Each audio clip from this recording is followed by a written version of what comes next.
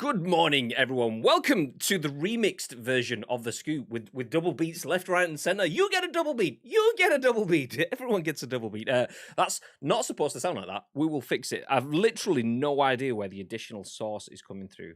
What I think it might be is maybe, I mean, one of the things I was doing before we started the show was having to reboot my Elgato softwares, so Stream Deck, Wavelink, and so on. So I think one of those maybe has two processors running in the background, because all the obvious stuff like an extra mic, there is no extra mic source because it's all running through the Wavelink software.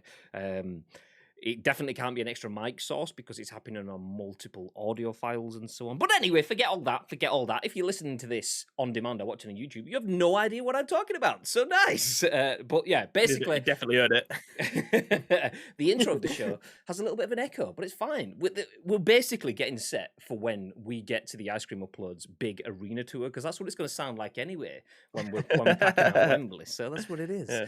That's what it is. Anyway, welcome in. Welcome in. If you are new here, my name is Graham. Hi, how you doing? This is Bib, and we together are Ice Cream Uploads. And in true Ice Creamy fashion, this is The Scoop, the UK's #1 video game podcast, even if we do say so ourselves. Anyway, we are here to give you our thoughts and our impressions on the biggest, the best, and the breaking stories from the world of video games. And we want your thoughts and impressions on our thoughts and impressions. And I've just hit the microphone stand. I need to get used to having the microphone right here in front of my face. Hey, how you doing? How does it sound? Good? Does it sound crisp? Does it sound better than it did with the Yeti mic? Less background noise? What you saying? Give me your thoughts as we go. Anyway, as mentioned, we do want your thoughts and impressions. So if you're live with us right now on Twitch, we go live each and every single weekday on twitch.tv/Ice Cream Uploads at 10 a.m.-ish. 10 a.m.-ish. We go live at 10 a.m.-ish each and every single weekday on Twitch, but we turn that live stream into a podcast. So if you are live with us, do give us those thoughts and impressions, because we turn this into a video for YouTube and an audio podcast on iTunes, Spotify, SoundCloud, and Google Play. I didn't forget that. I almost burped down the mic, and I didn't want to give you that, so there is that too. Nice. Anyway, do use your voice on behalf of those watching and listening on demand, because, yeah, they don't get to be here. They can pause, fast forward, and hit that like button if they're watching on YouTube. That's all I'm saying. But they don't get to speak to us right here, right now in the chat. So please feel free to do that. We're going to jump into some news for you today, but before we do that, one thing to mention: ! Well, actually, a couple of things to mention. Let me just clear that. ! Loot drop, though, is the first one. We did finally get Mr. Gary Clark's ICU jersey. Everything's all back up and running again with our cronies at Gamers Apparel. So that has been requested. You are? Cronies. It's what happens when you talk shit. So our buddies, our old pals, our cronies at Gamers Apparel have got everything moving. Gary's shirt, I did get an update, is in production. So Gary, your sexy ICU jersey should hopefully be with you sometime soon. As well as that, ! Elgato, complete mental blank. I just saw Bacon Shin. There he is, the beautiful guy. Says, Graham, that's a fancy new microphone. Where can we get one? Well, ! Elgato in the chat, as Bibby has already done. Pow. Shout out to the wonderful people at Elgato for providing us with a number of new additions to the studio. I mean, Bib, is that a Wave 3 microphone you've got there? Can you tell the difference? I mean, visually or audio, because I mean, both. Yes, I can. Yeah. Great style, then yes, it is, Graham. Yeah. If it sounded like shit, then it's absolutely not. So yeah, Elgato, thank you very much for the Wave 3 mics. Me and Bib are both rocking Stream Decks too. I mean, Bib, I can't see it on your screen, but is there a green screen in there with you as well? Yes, it is, Graham. It is next to the door over there. Oh, wow. That's amazing. Wow. Is it an Elgato green? It's an Elgato green screen. You get the idea. But shout out to the lovely people at Elgato for the goodies. Let's jump back through the chat then to shout out some of the guys that were here helping us early on with the technical stuff. Pipkules, who was in very, very early, says, 2:30 Bibs. That was in response to Baby's dentist appointment. So yeah, there you go. Kulan, hey, welcome back, dude. He says, oh, hello. Enix. Oh, hello. I didn't read it in the Bibby voice because it wasn't the emote, so you can't pronounce it. You just can't say it, can you? Well, exactly. Unless it's there. Yeah, you need. I'll do it for you. Oh, hello. Hey. Oh, no, chat's carried on scrolling. Let's catch up again. Enix is in. Mr. Garlic Clark is in as well. Says it sounds mint. Beautiful. And the Vernimator is in, fresh from his Sunday escapades. I mean, at least one of us is fresh from a Sunday escapades. Me and Bibby get absolutely slapped to shit. So yeah, thanks for that opportunity there. Much appreciated. Jumping back up. Chat keeps popping. Mr. Fatman Did Dave all is the in. admin at the same time. Is beyond me. Oh, okay. 1 second. Let me just. I thought so. Me and Bib are well out of sync, so I'm gonna drop out on the call and Bib, and then jump back in. Oh, I'll read. as if you kicked me. I didn't. I kicked me. Hey. Okay. I think there was up to like a 10-second delay then, because like I'd ask you something and then you were kind of like just talking over me, and then I was just talking over you. It was like, fuck's sake. Anyway, again. Oh, no. It's going again. I'll just carry on running through the chat, get things caught up. The Vern is in. I've shouted out, good morning, lads. Up the ICU, sit up the ICU. Garlic Clark, is it playing twice? This is all the intro-ish stuff. Nice. You'd never make a DJ, Mr. G. Double beats everywhere. I think you find I Stay frosty, yeah? used to be a DJ, and I specialised. I only did it once. Nice, they're going to do it twice. Yeah, I specialised in being a DJ with double beats. So there you go. Yeah, not intentional. It's just the way it was. Anyway, West, thank you very much for the 5 months. Beautiful man. Love you long time. Not seen you for a while, West. What's happening in the streaming world? Are you jumping back on the stream? Is family life and stuff, obviously that comes first. Is that getting in the way? When do we see you on stream? What do we know? Bacon Chin says seamless. I'm assuming that was. I don't know what that was. Okay. So in the words of that American news anchor, fuck it, we'll do it live. Yeah, exactly. That's pretty much how we start the show. Oh, that's a nice emote. Whose is that? Singyam Matakun. I don't know how to. I've probably butchered that, but the vibe time emote is nice. Nice. Anyway, nice. West, thank you very much for the 5 months. Let's jump into some content. Before we do that, though, Bib, how do you feel you got on yesterday? Solo dollar pin? What we're saying? I think for the how many shows was it that I've done? I've done 3 on my own in like the last 3 days, and I fucking hate it. Like I feel like I'm talking too much, but obviously because I'm the only one that's hosting the show, it just is heavily one-sided, and at the best of times I don't like listening to my own voice, albeit it's not great. I much prefer you doing the heavy lifting, and then I'll chip in from time to time. I think you're so much better. Like, you are the presenter, I'm the person, I'm the sidekick, I'm the co-commentator, I'm the guy on the sidelines that picks up the pieces and goes. I'm the production guy. Do you know what I mean? I'm the production guy that's just falling into fucking talking in front of stuff. So when I'm having to do everything, yeah, my head kind of fell off, and I had no idea what the fuck I was doing. But I'm glad you're back, because you're very good at doing all the heavy lifting. I'll just chip in when the time's right. It's actually, let me kill my camera for you as well. That'll probably help speed up our call. There we go. Nice. Yeah, it's difficult. It's difficult, especially with us doing this as a 2-man show. It's difficult to go in from a scoop to a dollop, because you're used to that feedback loop. If it was just a show where you just exclusively talk to chat, then you won't have those pre-built routines in your mind, kind of thing. So the way I finish an article, I'm usually going, so what do you think, Bib? The idea being that I can change stuff on the stream and jobs are good and carry on. But I'll go, so that's the end of the article. What do I think? And it's like, fuck. Oh, okay. It's so weird. Like, I don't understand how Vern played and admined and got into all the and trying to, like, he said it yesterday in his stream that, like, he just couldn't keep up with the chat. He just couldn't read the chat, and he felt bad for doing it. Like, it's now everyone thinks they can do something until they actually try and do it, and especially when it's like a lot of technical things going on at the same time, you're constantly firefighting.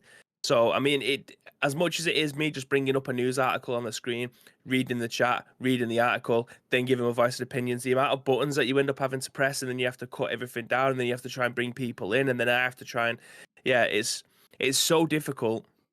And again, props to anyone who even wants to try it, because I can guarantee everyone think that they can do better until they try it, and then they realize how fucking difficult it actually is. Yeah, exactly. Just running. I said just running the scoop. I make it sound easier than it is. It's easy because we've put a lot of effort into getting everything in place. We just kind of, it's almost like a content management system now, the Scoop. We just fill in the blocks with bits of news and that's it. We just kind of run with it from there now. But obviously there's a lot of legwork to get that in place. But doing something like a live esports broadcast, the tournament, the ICUI Invitationals, the Muscle Moose Cup and things like that. There you go, Muscle Moose Cup is a good example.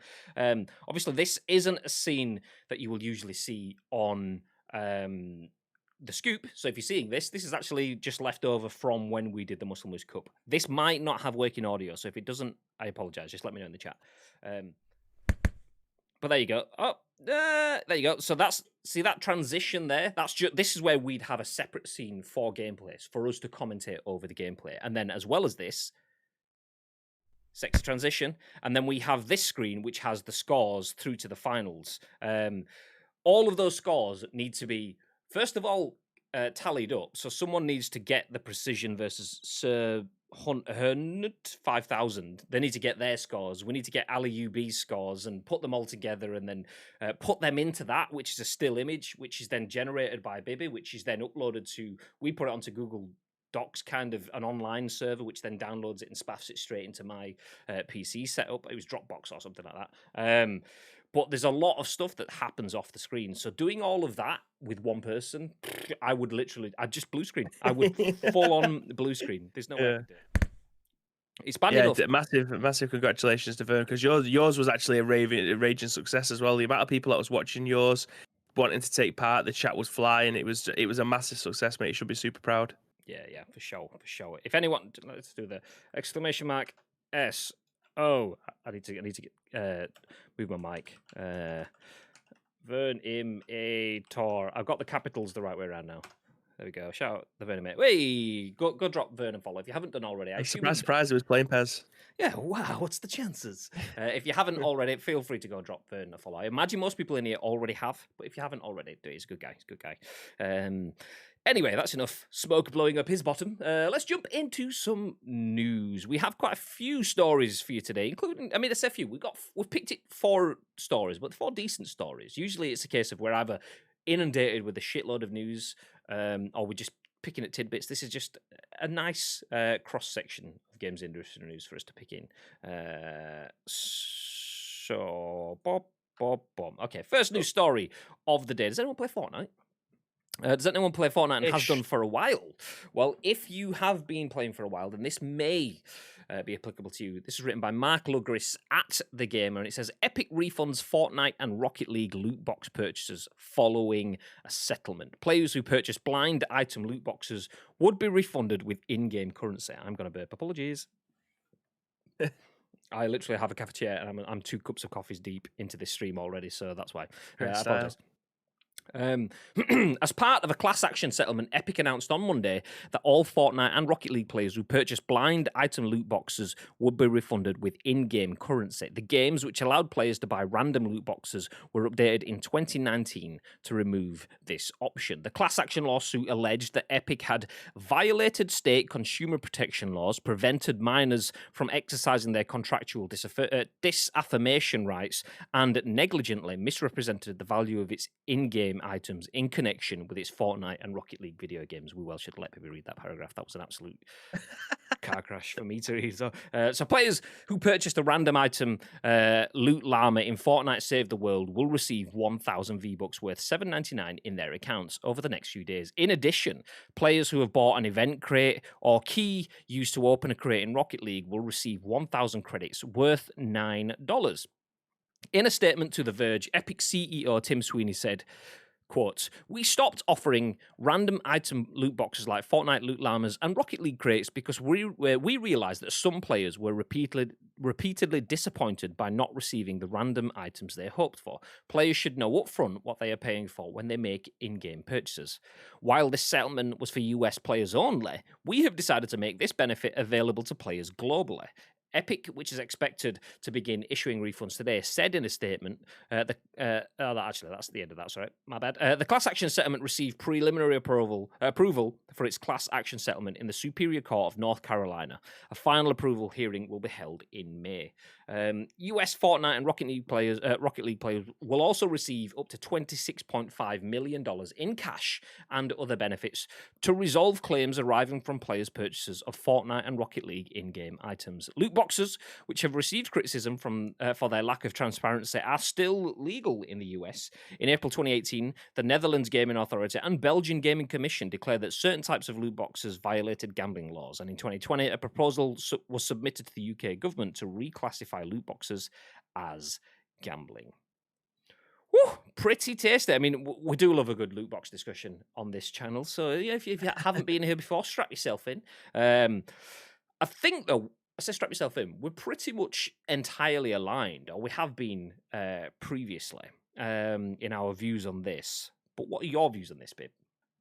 Yeah, I mean, well, they changed their business model 2 years ago to not include this. However, there's two things that I want to pick up. First of all, GG for actually making this a global thing, because they could have very easily, as it said in the article, just given this to their US audience where the lawsuit was taking place, and then that would have been it. They would have never needed to do it globally. But off the back of it, even though they made changes 2 years ago to not include this, they obviously feel like they ballsed up big enough to be able to make this a global event, so everyone who purchase these items will be able to get some form of compensation back. One thing that I do want to say, though, is I never played the Save the World back in 2019.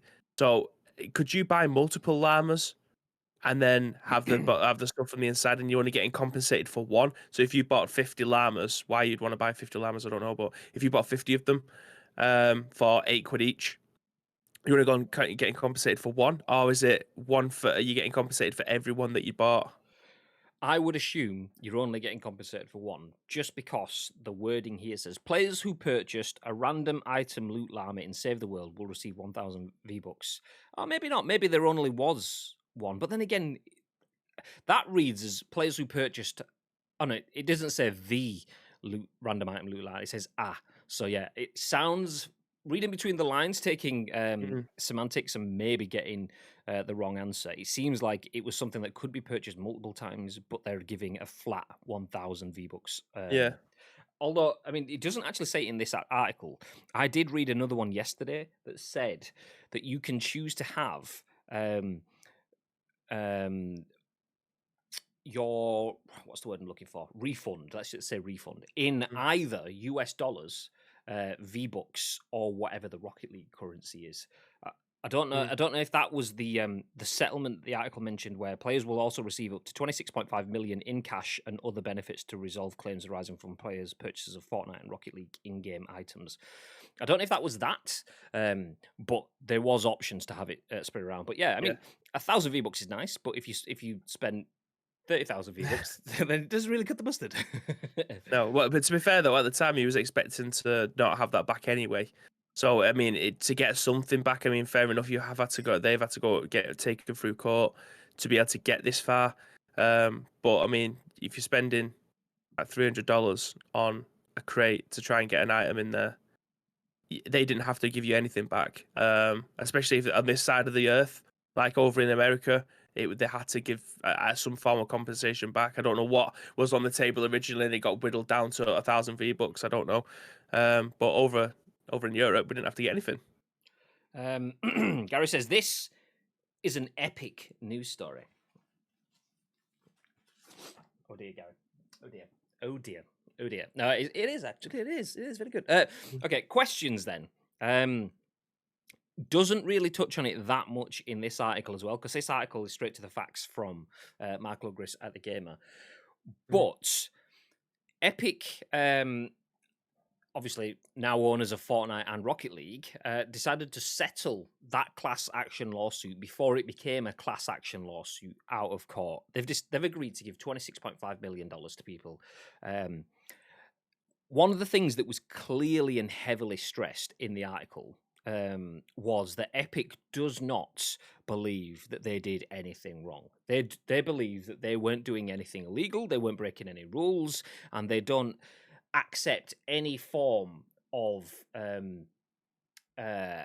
fault by making this settlement. They wanted it to be clear that they're making this settlement because it will just drag on. It will take time. It will take expenses, shitload of money, and the outcome of class action lawsuits can be unpredictable, meaning that either they can just go through and nail it, or they could go through and get absolutely nailed to the cross kind of thing and absolutely fleeced. So they've basically just gone, it's just going to be easier to shut things up. Okay, that is what they've said. Is that the case? What do we think? Is that PR spin? Is that them just going, oh, fuck, okay, this could be costly as fuck, could take a shitload of time. We are Fortnite, we make about £1 bajillion a day, so 26.5 million is not really that big if you consider legal costs and stuff. So what are our thoughts? Obviously, this isn't, I mean, we know what the official wording is, but what your individual thoughts, and do you feel they've just done that to shut people up, to get ahead of it, to bury something that I can't even say that to bury a dirty past, because it wasn't really dirty at the time, but it's still not great PR right now. Obviously, they've not touched it for 2 years, loot boxes or anything like that. But yeah, what are your thoughts, babe? I'm kind of, I don't know. I don't know whether or not it's guilty conscience stuff again, because it was a case that was won over in America, that they're having to give it over to the European sides of it as well. But I genuinely have no idea. I mean, I didn't even realize that it was getting taken to court over this, if I'm being brutally honest. But I have no idea what kind of precedent that this sets, though. Like, what happens to all the other companies now that have loot boxes in their games? We've already seen the likes of Belgium cut all of that shit out of the game anyway. Well, that's the thing. If Fortnite's being taken over to court over it, what makes you think that the other companies won't as well? Well, that's kind of the thing here. There's no legal precedent being set now. By settling out of court, there is no actionable precedent. Because if this goes to court and then Fortnite do get found to be misleading and exploiting a form of gambling, then Epic gets massive money outstretched, and then suddenly everyone goes, okay, well, if that is gambling, then all these are gambling, and that is the legal precedent that takes everything over. Epic obviously didn't want to run that risk, not for everyone else, but just for themselves in case of... they essentially took a bullet for everybody else, though, weren't they? Kind of. It was probably not the intention, but yeah, it's in essence, they've kind of like taken a bullet, got quiet backroom surgery. Let's not talk about it. It's all fine. It's all good. It would be nice to see, just from someone in the industry and someone that is against loot boxes, it would be nice to have seen someone go through the full legal process, class action lawsuits and so on, without any settlements out of court. Because the settlements stop the legal precedent. And we've mentioned this before. It's amazing how many times we keep coming back to legal precedent. But a legal precedent is basically laws are there to govern, and they need to have some level of consistency. Just like football referees should have, but don't. But to avoid that lack of consistency, once one judge has put something in place, it's almost like VAR and a referee. Sorry if you don't watch football, this is kind of going to fly over your head. But VAR is basically is not there to necessarily always say, oh, this should be this, that should be that. VAR is kind of there to go, no, the referee was right there. I've got nothing that could reasonably question the referee's decisions there. And that's kind of how courts work in some essence. It's a flawed analogy, I know, but if one judge has done his due diligence and passes... Did we just become best friends? Yep! Less maths debate. Yeah, let's masturbate. Let's masturbate. Thank you very much for the follow and the fruity name. Hey. Also, Spider Pig, 4805. Thank you very much for the follow. 26 minutes ago, I missed that one. Thank you very much, dude. Thank you once again. Less math debate. Nice. Yeah, legal precedent. So once, if one judge has done his due diligence, another judge, then it's not that they don't need to do their due diligence. It's a case of, okay, this guy has done his due diligence. Why should I not do more of the same, so that the laws are dished out consistently across the board? So if this didn't get settled and Fortnite and Epic went through, and then it went through to fruition, and then it kind of sets a precedent going forward. The only downside is I don't want that to happen on a weak ass case, because if a weak ass case comes in, like let's say I would have said, some people think Fortnite is a money churner, because it is. It absolutely churns money. It rinses kids of their money. Just because it takes kids' money doesn't necessarily mean it's gambling or it's bad. It actually has quite a lot of content in there. The amount of skins and things. Yes, it's digital. We just become best friends. Yep. But it's a good return on your investment. You know what you're getting. Lenny Boy CFC, thank you very much for the follow. Welcome into the stream. You get a return on your investment. And a lot of parents just don't like the fact that it takes the kids' money, not the fact that it's gambling. So if Fortnite and Epic was the one that went through first, that would be kind of shit, because if that set the precedent and it's the weakest form of gambling, I'm glad that one got settled, because I want to see something else to set the precedent. I kind of want the more stringent, strictest, gambling-ish sort of game out there to be the one that gets the precedent, because that's more likely to get slapped, and then everything else follows that as a worst case kind of thing. We kind of did to a very, very small degree with the CS:GO Lotto stuff. With Syndicate and Team Martin, that kept that. I mean, obviously they owned the company and was advertising it as something that they just stumbled across when it was just people gambling. That I just found that I own.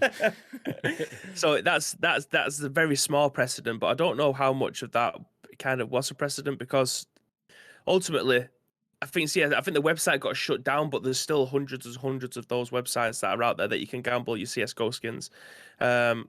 So that was a massively strict one, but I still think that there's, like you said, it is good that we have, especially if it comes down to skins. Do you know what I mean? Because skins and cosmetics, as much as a lot of people probably say that it is gambling, you kind of know what it is that you buy, and you're exchanging real money for virtual currency to go and buy something. Like on Fortnite, you literally, I could spend £17 and have the Last Laugh bundle, which is obviously based on the Joker. You can get Harley Quinn and then something else as well. I think it was just a Fortnite character of some sorts with all their back blades and what's the fucking thing called? Like the slasher, the sword, the harvesting tool. Harvesting tool, that's the one. So you can get like new harvesting tools and stuff like that. So you kind of know what you're buying with that. So if the Fortnite situation, if they'd have been taken to court and it'd been classed as gambling, I think, like you say, that's definitely the weakest one of them all. I mean, so it surprised me that they actually settled out of court with that stuff. They did have stuff, though. They did have blind item loot boxes back in 2019, which they then removed. So they did do that now. Now they don't do it, obviously. Then they did. But in reality, and I know this is a very sweeping statement, a lot of kids were still jumping into Fortnite in 2019, or hadn't even jumped in at that point. Maybe that's wrong. Maybe they were quite a lot then. But that was, What I'm trying to say is there's definitely some murky waters in there with blind item loot boxes, but they were very quick to get rid of it. Which is good. I want to see that, because blind item loot boxes have been a thing forever. Who bought Pokemon cards? Who bought Premier League stickers? Who bought fucking Topps Kick or whatever? Marbles, Pogs. You're buying packs of stuff that you can't see what's inside it. It's been a thing forever. So I don't mind the fact that they dabbled with it, but soon as they realised that actually dabbling with giving kids something that they can use versus giving kids something that's irrelevant is literally just akin to just throwing money away. Yeah, they've stopped it. So I'm glad that they're not the ones that are the precedent. Another note on this article, though, it does say that it was in the Save the World game mode rather than the Battle Royale one, which I know there's a lot of people who've probably never even played the Save the World stuff. So I bet the amount of people who would have bought it would have been quite low compared to Rocket League, because obviously my brother's a massive Rocket League fan. If there was stuff in there for him to buy, you can guarantee for his birthday or Christmas he wants money to be able to put into that game in some form or another. But I bet in comparison, the Rocket League one was a hell of a lot higher than the Save the World one, because let's be honest, a lot of people haven't or will not ever play the Save the World stuff. If it was in the Battle Royale side, which the article doesn't say that it was, then I think the sales of that particular llama in Save the World would have been quite low compared to obviously the Battle Royale side of things. I agree. Ads, he clearly invests. He says he gets about 4 skins a week. 4 skins a week. 4 skins a week. If anyone wants to find the Bibby 4 skins, then worst day of my life, that.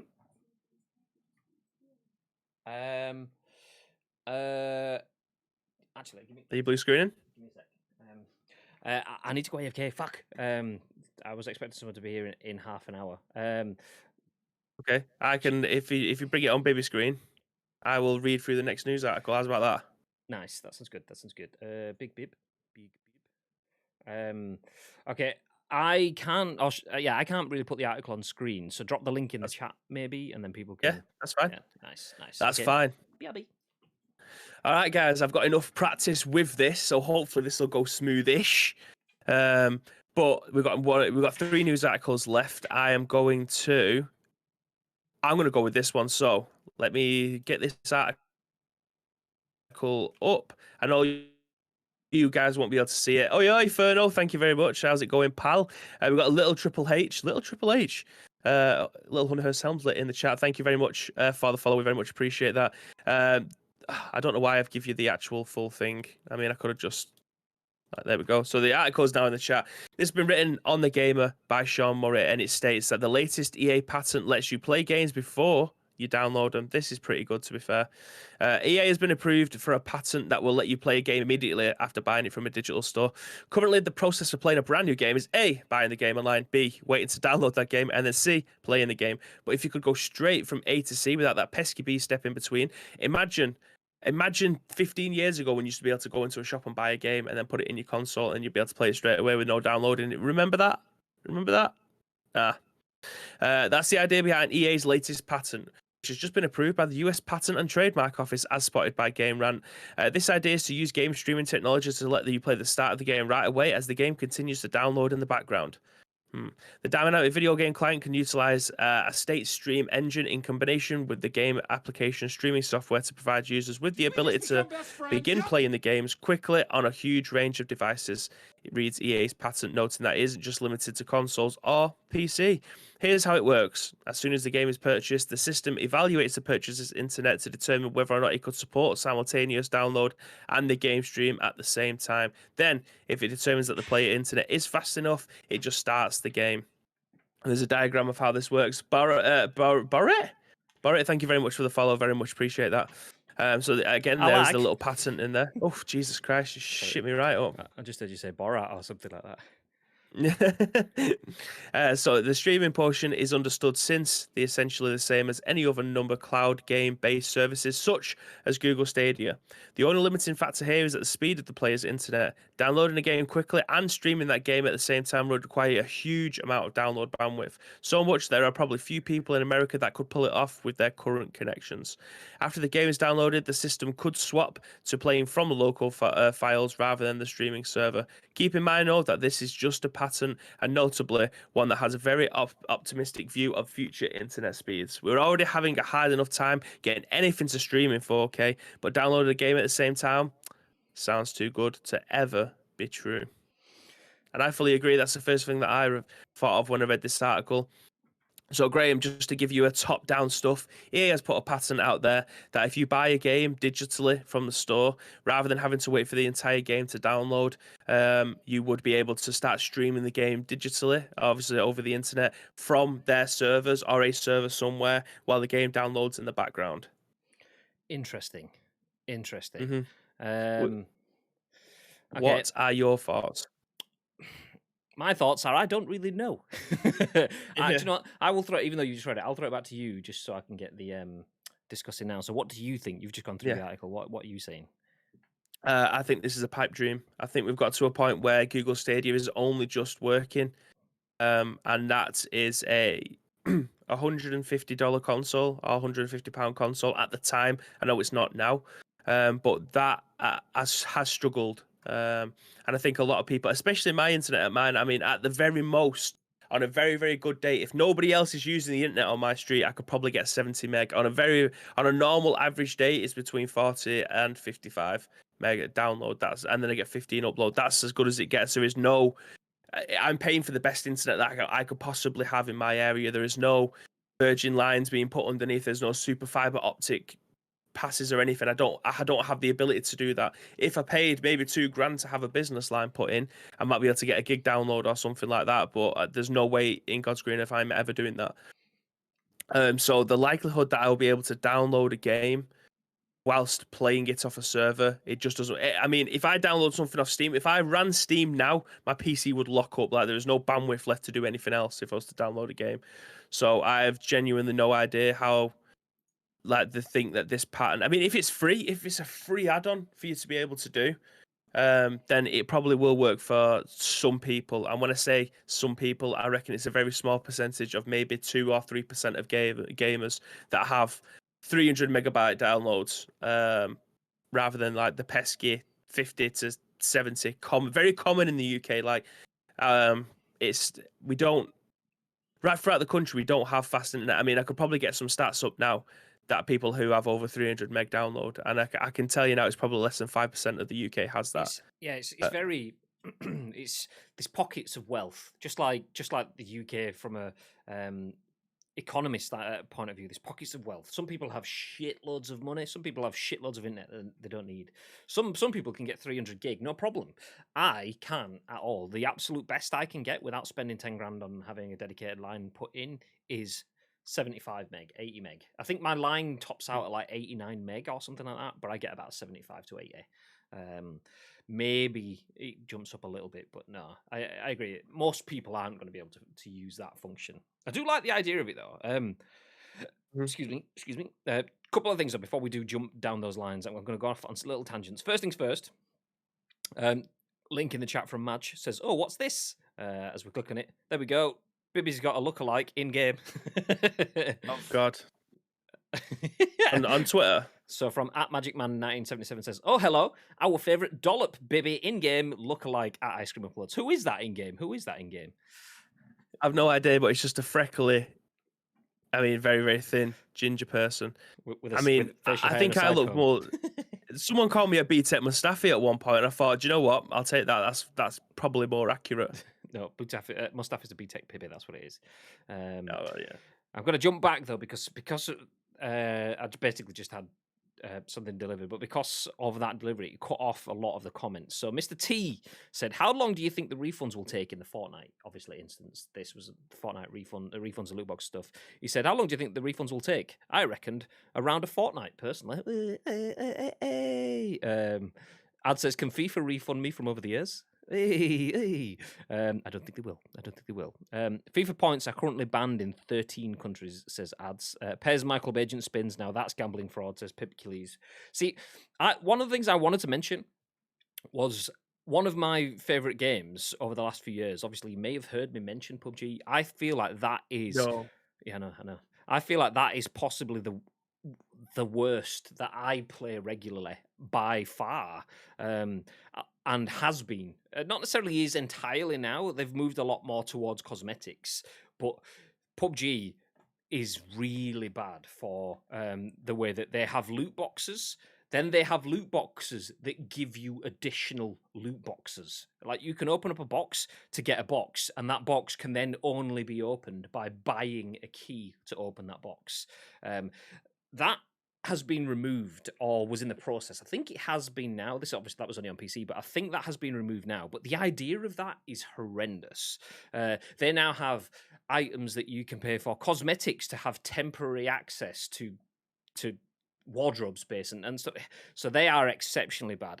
If there was anything like the Epic thing, if they did go through and set a precedent, I think something like PUBG would be very, very worried, because I think they are much, much more worse than Epic ever were. But yeah, like you say, football games, sports games, any that have that sort of like that stick-up album mentality, definitely should be worried if precedents do get set. Vern said, "Sorry guys, being on a call. Had you turned on mute for the last 15 minutes. Not sure why I've got some love in the chat, but thank you." And Enick says, "What's happening with these loot boxes?" That was when we were just saying, shout out to Vern for all the dodgy stuff that we said about him earlier on, where you like proper went in on him, and yeah, so did I, but still, I did. This tournament was shit. We got fixed up against the tournament favourites. Like I don't know why you thought bringing Wezza in and end up making him win the competition. Like them two together, there's just no chemistry. Just all that stuff. I mean, feel free to go back and listen to it if you want. I mean, Vern. What an egotistical git thinking that you could win a tournament even when you're hamstrung by Weza. I mean, what an... I'm going to joke it. Love you, Wez. For those that are interested and are planning on picking it up at some point, The Last of Us 2 is currently only $14.99 from Argos. Absolute bargain. That is an absolute bargain, by the way. That is a steal. I did see that. Was it yesterday, the day before it was circulating? So if you haven't played The Last of Us Part 2, $14.99. I saw it on Game as well for, I think it was $17.95, and it was cheaper new than it was secondhand. It's like, all right. All right, mate. Nope. Okay. Back into the EA news content, news stuff. Then, sorry for the jumping backwards and forwards. So EA's latest pen allows you to download a game and play it as soon as you've downloaded it. Like Bibby says, it's pipe dreamy stuff, but it's also not. It's not something that's accessible now. My 75 meg shits itself when Epic suddenly goes, oh, there's a Fortnite update in the background while you're streaming. Yeah, everything's going to die. So if I can't download Fortnite and play a game that I've already got installed and just requesting server pings, there's no way that I'm going to be able to download Fortnite and play Fortnite on the same server at the same time. It's just not going to happen. Mm-hmm. My internet's good enough to do that. Not good enough to do that now. So there's no way that will work. That said, the thing that I'm kind of interested in is there was a bit of a kickoff in the industry last week before, when Warner Brothers decided to patent their Nemesis system. They've created a system that the game learns as it evolves. The characters and the storyline evolves around you. And people were saying, okay, well then patenting that could be quite bad for the industry because it stops creativity and it stops people being able to advance. So if that is a negative, this thing that EA is patenting it's a pipe dream based on time. That is something that will be available. Anyone that thinks forward in time, I mean, 50 years ago, we couldn't even walk around with a mobile phone in our hand.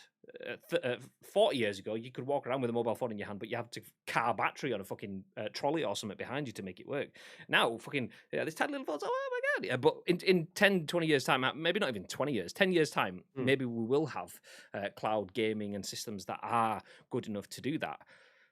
But is EA getting a patent on that early? Is that the bigger issue? I think that kind of is for me. I mean, I like the idea. It's definitely something that will happen.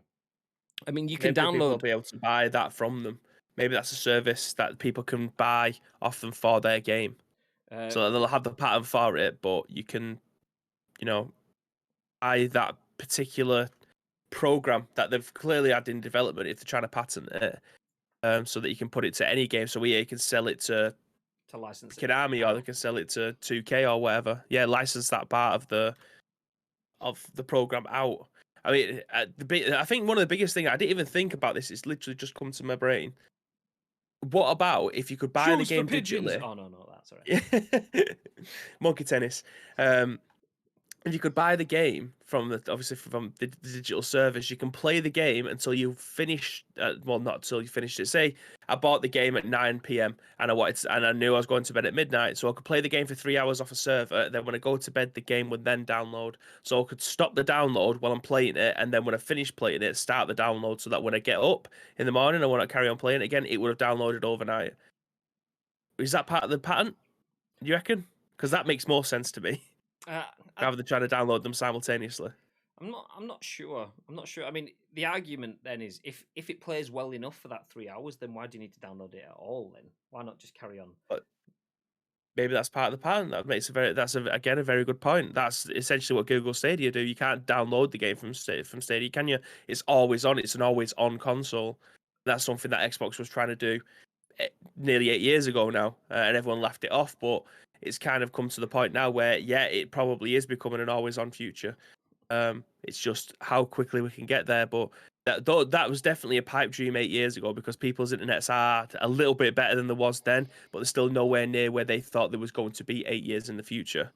Do you know when you feel like you've just thought of a good discussion topic and you realise that you've probably just been influenced by the power of suggestion? Me mentioning that Warner Brothers Nemesis system, I thought I was like, look at me linking the news from last week and this week. I'm so on the ball. In the actual article, there's a related news article that says the Nemesis patent hurts everyone in the long run, including Warner Brothers. So I was like, fuck, did I think of that and they thought of it, or did they influence me? Oh my God, I don't know. Yeah, I mean, I like the idea. I do like the idea. I like the idea of being able to play a game as it's downloading. And yeah, that's you see that kind of stuff now. Like certain games will allow you to play single player while the multiplayer downloads, or play multiplayer while the single player downloads.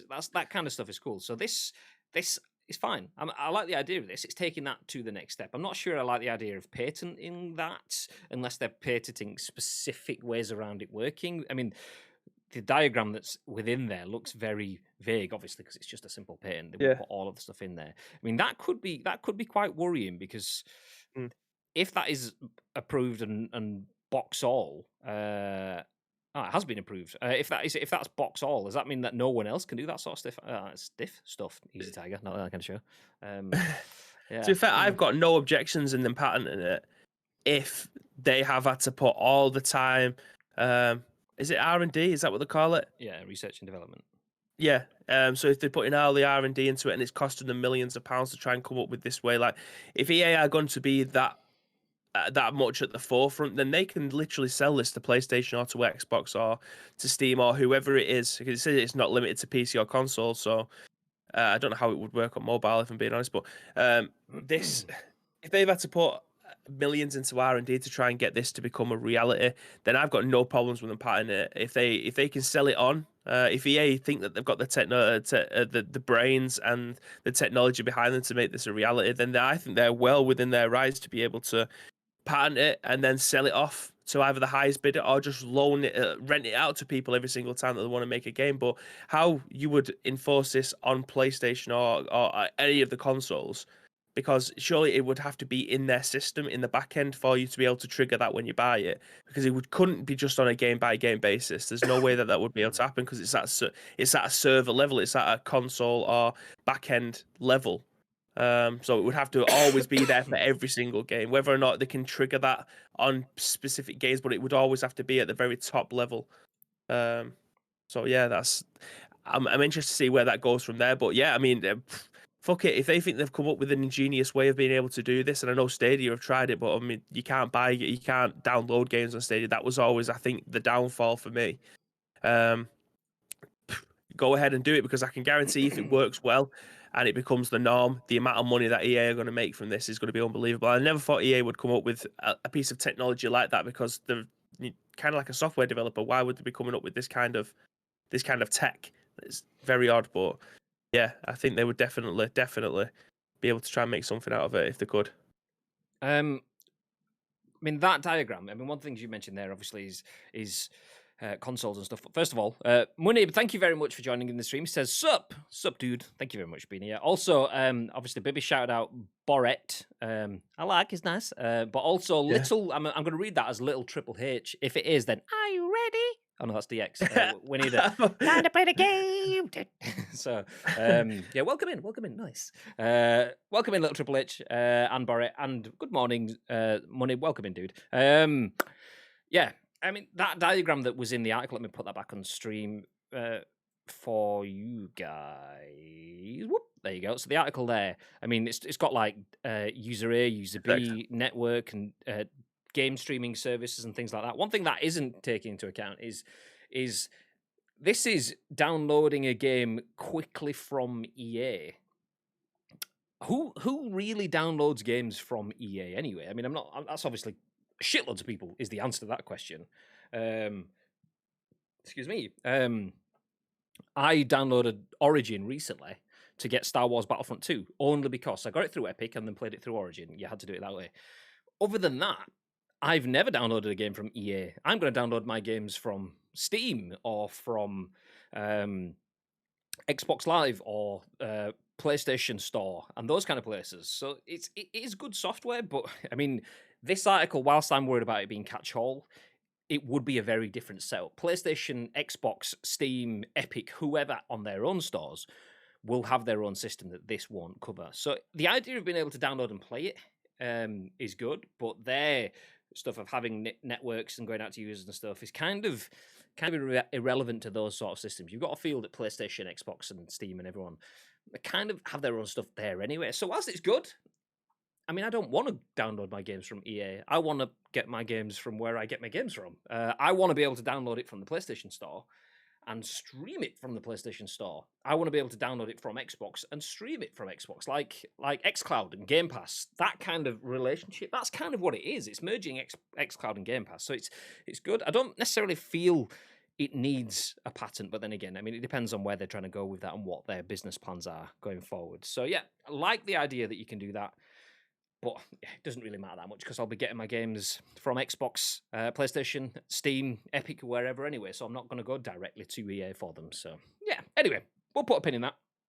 Let's keep moving ahead. There was a few comments. Let me jump back.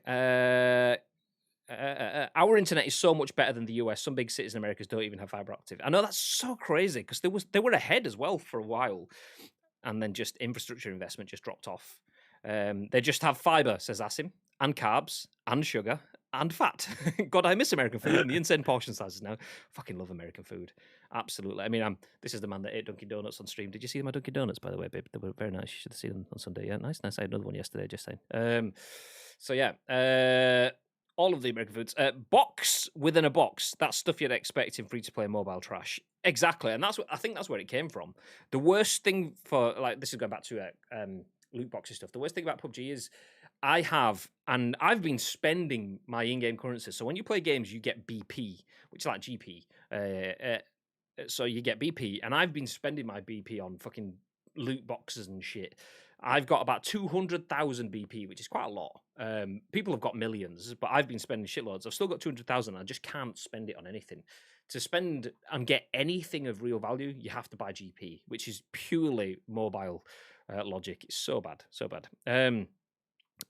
Gary, in response to the American food comment, says, mental how big their portion sizes are. 48 pancakes for breakfast at IHOP. 48 pancakes. Yeah. I mean, I'd struggle with 4 to 8 pancakes, let alone 48 pancakes. Brock could even struggle with that. I don't think.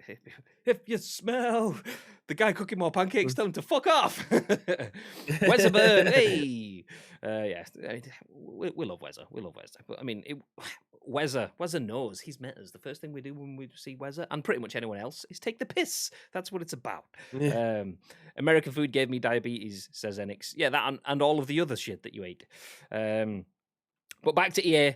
Asim says, Mr. Gallic Clark even says, agree, G, this could be huge in, say, 10 years, and people will be looking at them and be thinking, shit, why didn't we think of this? No, absolutely.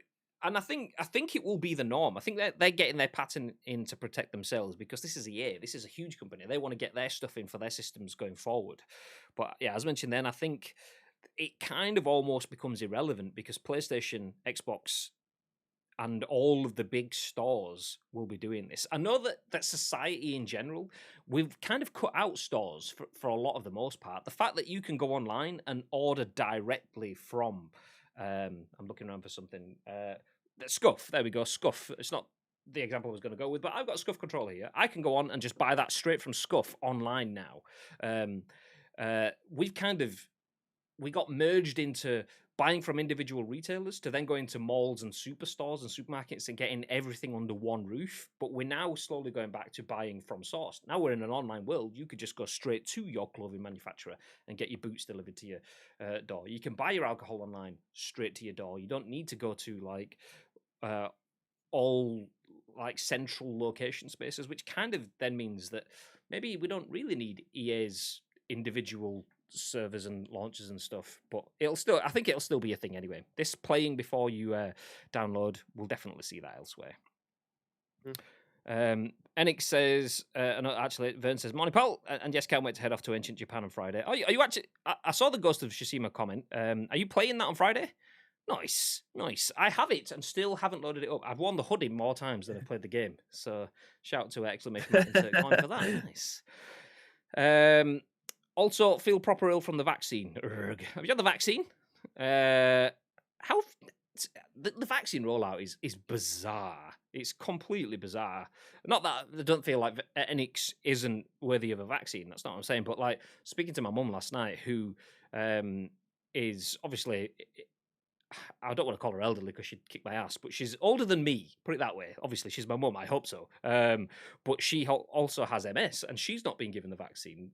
But yet people who kind of just asked for it, I've had it. How the fuck does that work? But anyway, that's a completely different political story. Let's throw that one in the bin.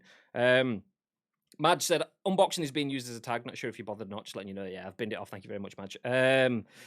Just makes me think of the gag in Spaceball. Instant cassettes. It's out before the movie's finished. Exactly. More it sucked than suck it. Is that for Little Triple H? Yeah. Downloaded from Steam. Remember, was only a partnership reunited last year. Maybe this is a soon to be alternative for bricks and mortar shops when the inevitable happens and they all close. Potentially, yeah. That I mean, the fact that they're making their own software. Yet they have re-merged with Steam. It does seem odd, but then again, does the Steam relationship work in the same way that the Epic relationship works? If you download it from Steam, do you still then need to load up Origin to be able to boot it? Because I don't know whether it was just Star Wars Battlefront 2 or if that's the same with all games, but Star Wars Battlefront 2 was an absolute resource hog on my machine. And I don't know if that's because I'm having to use Steam and Epic and Origin to play it, but I've got a strong enough setup for most games to play and stream on the same PC, on one PC setup. Star Wars Battlefront 2, no way. No way. Yeah. I have diabetes and COVID scarred my lungs, so I'm counted as vulnerable now. So I got told my NHS I'm eligible and can go. Did you cover the story of Drew Murray leaving the initiative to go back to Insomniac? No. We didn't. But if you have a link, drop it in the Discord. Exclamation mark Discord in the chat. Nice. All we need is the link, your thoughts and impressions, and we'll give you our thoughts and impressions show on the very next show, which will be at what time tomorrow, Bib? Something about an ish. Ish, yeah, nice. Gary says, yep, I have a medical condition and not had mine yet, but people without any medical conditions or friends with on Facebook have had a text about booking their vaccination. Yeah, it's baffling. Yeah, it's baffling. Yeah. So like I said, John, I wasn't calling you out for having it. I'm not saying there's no reason for you. Everyone should get it. So GG's on actually getting it. Just, yeah, anyway, politics, get away. Jordan's just dropped absolute diseases in the chat with that link. Not clicking that because it's broken anyway. Drop it in the Discord. We're not going to watch it. We're not going to cover it live on stream anyway. So, jumping into the next bit of news though. Who's got a PS5? There were another batch on game this morning, by the way. That's not the news. And if you were after one, flex. Yeah, we've got them. They're nice. There was another batch dropped on game today, and it absolutely looked like they were scalp to fuck, because I dropped in. So basically, whenever I see the links go live, I drop them in our work Discord because Luke and a few others from work are looking to get them. And I thought, okay, well, it's good to know from our perspective. So I always jump into the queues to see what's happening anyway. And then there's also the potential that if I do get through, I could potentially order it, pay for it, but get it delivered to Luke's address, and he can just give me the money back. Job's good. And Luke still wants one. Job's good. Anyway, I'm in the queue on game this morning. The queue said 19 minutes. I didn't leave that queue. And then it went from 19 minutes to more than an hour. So either their systems are shit and don't know how many people are in a queue, or a fuck ton of people have jumped the queue and got in before me, which has pushed my wait further back. Yeah. I think it's probably the second, which just goes to show you that buying from game is horrendous. But as Gary said this morning when he responded to that tweet of me complaining about that, am I scalping them? No, but I absolutely should be, because if I was scalping them, I would have been fecking minted by now. But no, I get alerts from a few accounts. Obviously, IGN UK deals, something like PS5 Instant Stock or PS5 UK or whatever. So I'm usually one of the first to get on the links, other than the ones that have got like bot shit set up. Anyway, Graham, you have 14. I do have 14. That's true. More scalped? Bah, yeah, it wouldn't surprise me. People from work want them. It's all right, I've got 2. Why would I need any more apart from all of the money? Yeah, that's what I had to leave the setup for that article. Stay frosty, yeah. Callum, hey, thank you very much for the 2-month sub, Mr. Bearded Edge. Hey, can we Thank you. Get some sub hypes in the chat. Nice. Get some A's in the chat. Hey. We need an A emote. Actually, I mean, I agree. We've kind of got access to one, but it's not really for that purpose. Actually, let's say that it's gone. Oh no, we do. Wait. It's someone else's emotes, but we'll take them for our use. Delete. Chat. Hey, it's supposed to be spray. It's TSM breaks emotes, but yeah, there you go. Anyway, thank you very much, Callum. Much love. I don't remember what I was saying. Oh yeah, that was it. That's what I had to leave the desk for in that last article. It was to get the next delivery of PS5s. I need to keep the people of Salford fully happy with their PS5. Stacked. Yeah, exactly. And I need to keep the money rolling. Anyway, jumping into the next bit of news. By the way, if anyone's just joined, I'm actually not a scalper, although I could successfully be. So, but Don Peppiatt at VG247 says PS5 DualSense teardown estimates a 417-hour life and reveals the causes of drift. Before we continue, has anyone had any issues with controller drift on the PS5 DualSense? I have not yet. Is it too early? I imagine so for me. A lot of people still haven't got them. A lot of people won't have had the time with them. But yeah, I've not seen any yet. But then again, I'm also flicking between my SCUF controller and my DualSense. The reason for that is, excuse me, I'm so in tune with my SCUF controller now that I love that. And when I'm playing games like PES 2021 or PUBG, which are PS4 games, I can still use my SCUF controller because it's PS4 controller. Anything PS5, I use the DualSense. But anyway, let's jump into the article. Have you suffered from PlayStation 5 DualSense controller drift? A new teardown may have revealed why it keeps happening.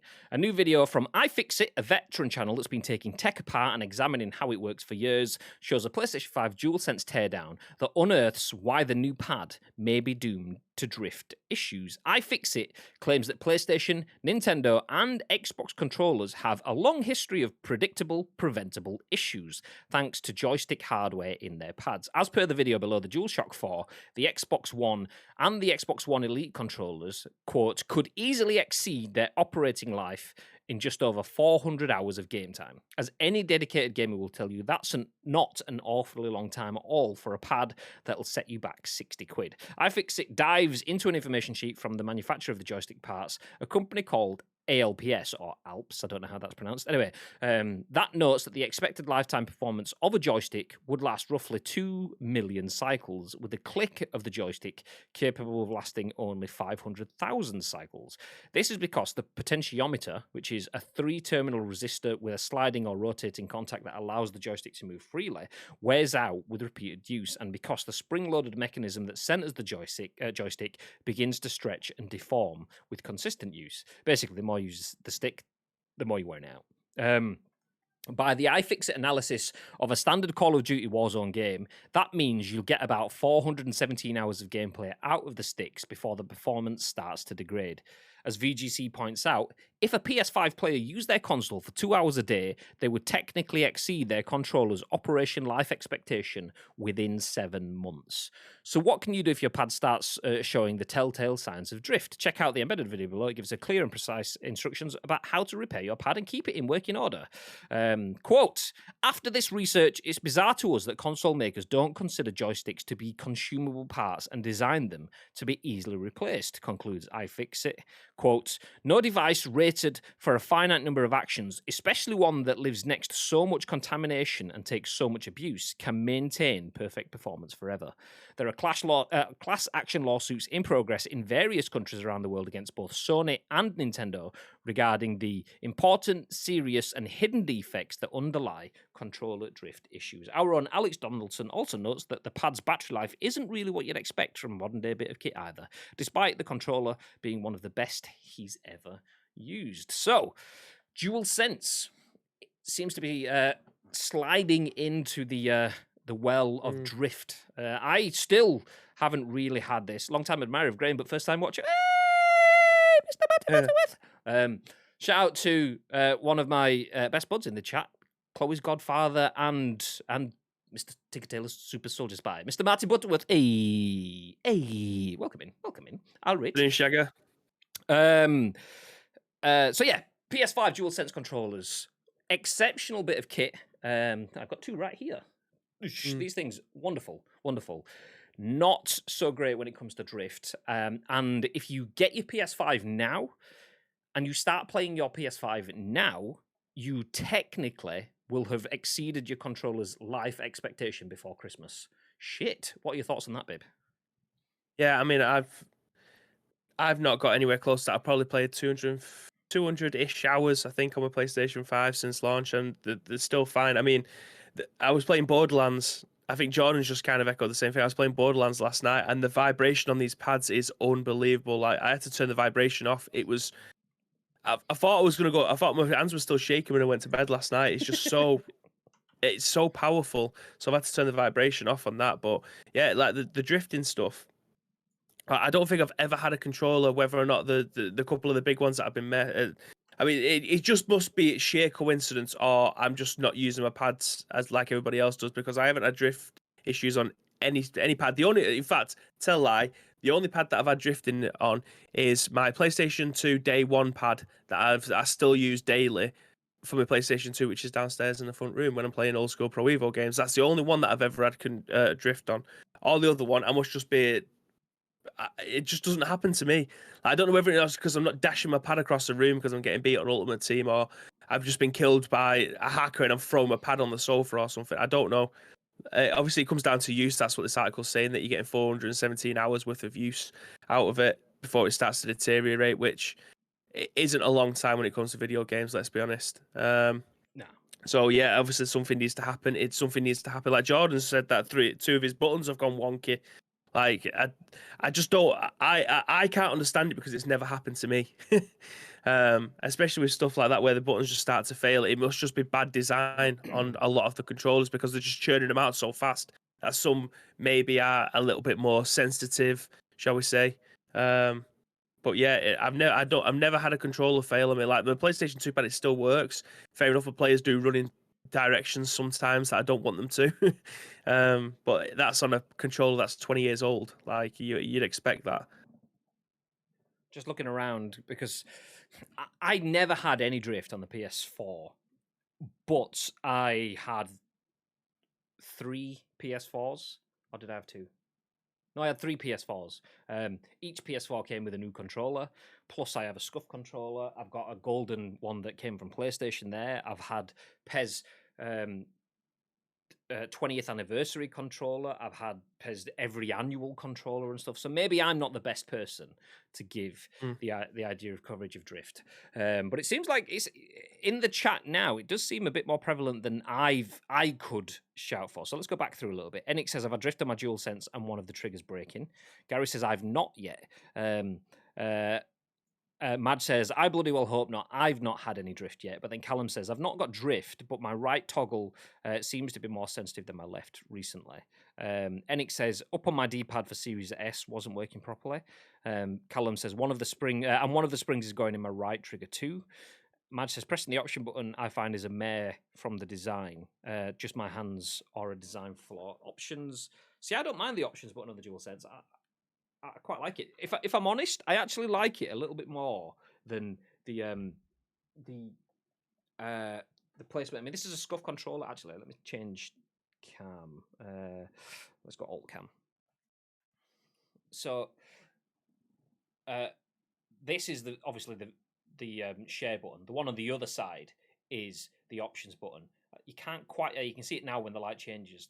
It's really, really close to the flat edge of where the button presses are. So this rounded area, it kind of hides the button for me, so it's harder to press it. I think it's the same on the PlayStation controller. There's one just below the camera, which is why I'm pointing over there. I find it was harder for me to press on the DS4 than it is on the DualSense. The fact that it sticks out a little on the DualSense, you can kind of see it almost as a little bit of a profile. I don't mind it that much. I actually find it easier to press on that than I do on that and any other. Oh, no, wrong cam. Whoop, there we go. So yeah, I mean, I've not had any drift issues, and I put a shitload of hours. That said, I've just had this replaced. I'm pointing it over there now. You're back over here. I've just had this replaced, my scuff controller. But that was the trigger as opposed to a drift. So I can't really say on that one. Scuff sorted. Quick time, so big shout out to Scuff. Let me jump back through then. Enix says, I have the same thought, Magic Man. The controller is okay, but the adaptive triggers are terrible and tons of reports of them breaking already after 3 months. Even mine broke on my spare.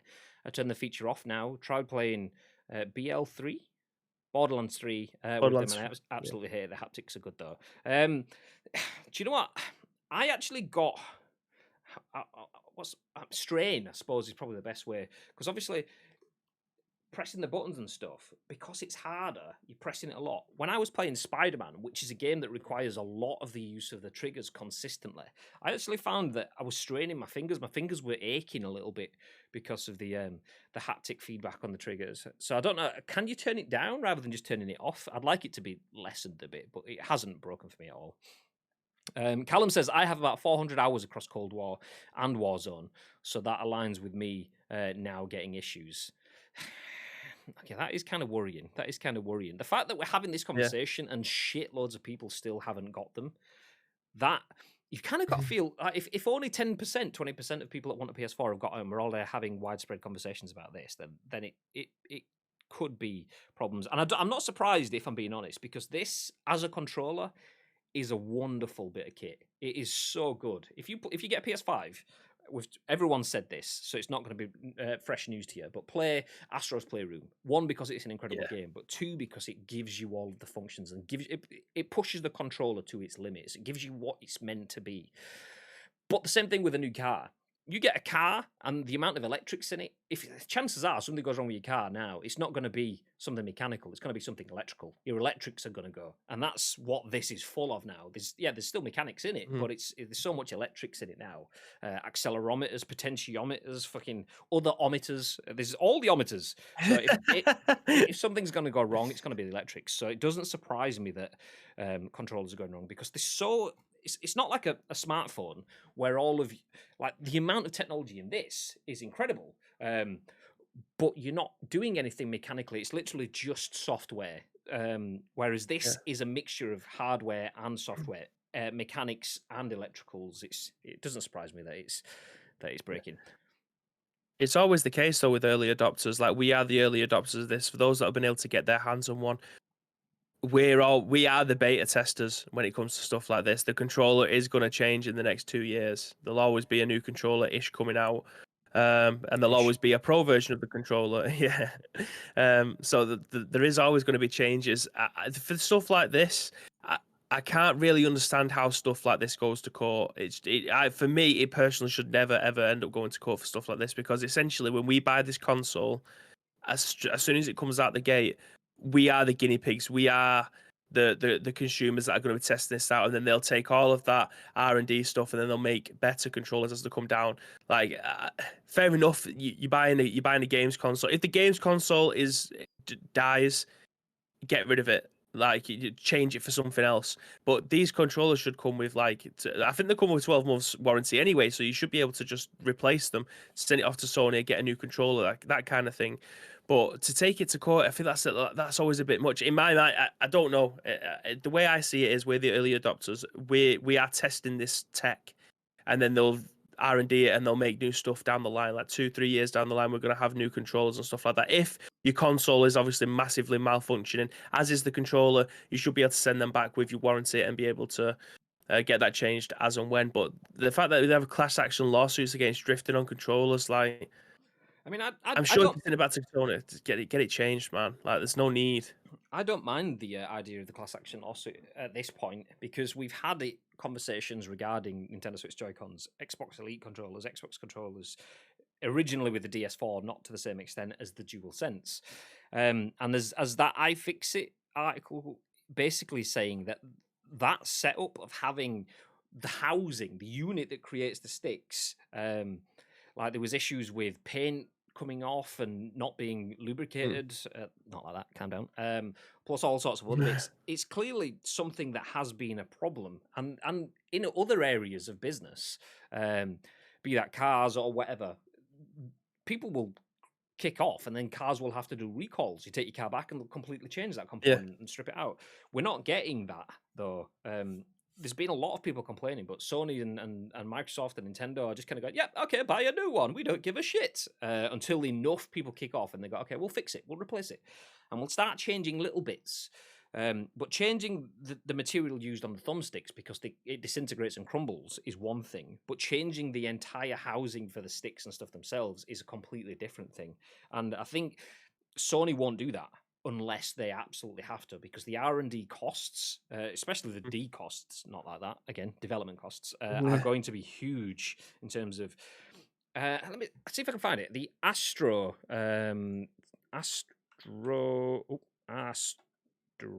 C, is it C40? Is that what it's called? Astro C40. There we go. I want that image. Please be an image. There we go. So this is the Astro C40 controller. Oh, Amazon's telling me I can buy it from Amazon. That's nice. Get out of here. On screen. Boop. There you go. This is the Astro C40 controller. This is basically a SCUF equivalent from Astro. And one of the benefits that this has over SCUF is that, say, if you play on an Xbox button layout and you don't want your 2 sticks down low, you want one of your sticks to be where the D-pad is on a PS controller, you can move that around. But the good thing with that is you've got to feel if that stick dies, you can just go, oh, fuck it, I'll buy a new one. So why aren't Sony and Xbox and everyone doing that? That's what that iFixit article is basically saying. It's like, if these bits are susceptible to wear and tear, you buy a car, you know your tyres can die. So you get new ones. That is basically the tire of the controller. So why aren't they building them in a way that you can get a new one? Instead, you have to go out and buy a brand new car because fuck it, your little tire's dead, the whole thing's gone. And that's where I don't mind the class action lawsuits coming in. If it all just gets settled and thrown out, and then PlayStation actually go, okay, fine, and Xbox and Nintendo and whoever make sticks that are more future thinking, then I don't mind that much. But yeah, it's a little extreme, but then again, they've had long enough to fix it and they haven't done so. Yeah. I agree with Jordan, though, to a massive extent as well. The controller is part of the purchase package. If it doesn't work, you're entitled to replacement. That should just be the be-all and end-all of your warranty. But it then goes on and said the issue that Nintendo was facing was that they refused to acknowledge that it actually existed, which is right. If that's the case, get their asses in court, because that's the only way that you're going to get their attention. I do think that there should be a statute of limitation when it comes to stuff. You can't action something until it's been in the public domain for X amount of time, or a threshold gets reached where it's happening to thousands of people. Like, I mean, I'm open to change my mind on a lot of things, but with this, I do think it's far too early to have these kind of lawsuits on, especially on a video game console. Like Martin's just said, then the tech is that new that there's bound to be problems. We talked about this on the show to say that this is going to be a brand new controller. It's not a DualShock, it's a DualSense. There's that much tech in this that there is going to be problems out the gate. People should already know that that should be the norm, I think. And forgive me if that sounds like I'm just preaching. I'm either preaching to converted, or this is just brand new news. New news. But yeah, this is a brand new piece of kit that hasn't been seen before. There is people over on the other side of the console wars that are looking at this controller and saying, "Fucking hell, that is a great bit of kit." It's obviously starting to fail with a lot of people now, and you should be well. You've got like another 6 or 7, nearly 8 months to be able to get this controller back in to Sony to get them replaced. Do it as many times as you feel the need to during the warranty period. But I think that's what the warranty period is for. You're there to be able to try and replace your broken consoles, because they haven't clearly either tested it enough, or no one's going to sit there unless a robot's doing it for 600 hours to be able to test to make sure everything's fine. The controller works. That's fine. They'll probably stress test it for maybe 100 hours, and they'll say, right, okay, that's still working as it's fine. It should be. They're not sitting there for 600 hours with this controller, flicking about with it to find out whether or not it works, and it's going to stand the test of time. We are the guinea pigs when it comes to brand new consoles, and in 2 years' time, hopefully this won't be a problem. I agree with the sentiment behind that. I do agree. I mean, it's the same thing with the original PS4 controllers. Like I say, the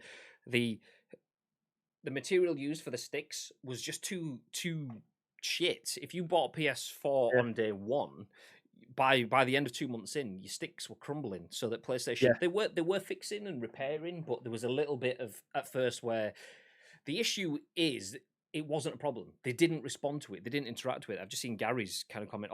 When you try and contact Sony customer service to get a replacement, like I did when I had issues with my PS5, it's a nightmare. Over an hour on the phone, no resolution. Not everyone can just go out and buy a new controller at £60 a pop. And if you can't get hold of Sony, that's the only option people will have. And that's one thing for me is they are new controllers, and we are guinea pigs, and we are testing a lot of stuff, which I'm completely on board with. If the haptic triggers are breaking and stuff like that, that is groundbreaking technology. I'm happy enough with that. Okay, fair enough. We need to break some eggs to get some omelets. This is the omelet in progress. 2 years time, it'll be much better, much more refined. Maybe they'll have like rather than it being so rigid that you can stress your fingers or so on, whatever learnings from that's fine, but the stick technology hasn't changed though, so that isn't that there's been guinea pigs for 2 generations now on stick technology, and it's the issue isn't so much about the DS5. I still love the DS5. At first grab, it's probably up there with my favorite controllers ever. It just fits really well. There was a comment from Gary saying something about it feels a little bit tiring over time. I agree with that. I think that for me is mainly down to the haptic stuff, but it's an exceptional piece of kit. I just feel like it's almost kind of, it's probably not the right analogy. It's almost like they're building on shit foundations when it comes to the sticks. At least you've got these the buttons and the controls and the layouts and the improved touchpad and the lighting systems and the haptic feedback, and the accelerometers are much better, and there's a microphone in it now, and there's a speaker in it, so I can use it as a communication device wirelessly, Bluetooth connected to my controller. I don't even need a headset anymore. I mean, you do really, but still, the idea of there's so much more in there, but they've just still stuck with the same sticks alongside that. I feel they've had enough guinea pigs there, and I think that's where the lawsuit stuff is coming from. Is okay, when you've had a few guinea pigs, you're not supposed to just test on guinea pigs and go, oh fuck, we killed a guinea pig, let's get another guinea pig. Oh fuck, we'll kill that one. Can we just keep buying guinea pigs? Can you keep bringing the guinea pigs back? You're supposed to learn from, okay, you killed that one, do something different that doesn't kill the next one. And I think that's where it comes down from. I'm all on board for being a guinea pig. I'm a console early adopter, so that's kind of the life that I've subscribed to. I just don't feel like at this point with the sticks they're not learning fast enough, and that's kind of what iFixit says. I mean, where was his actual wording?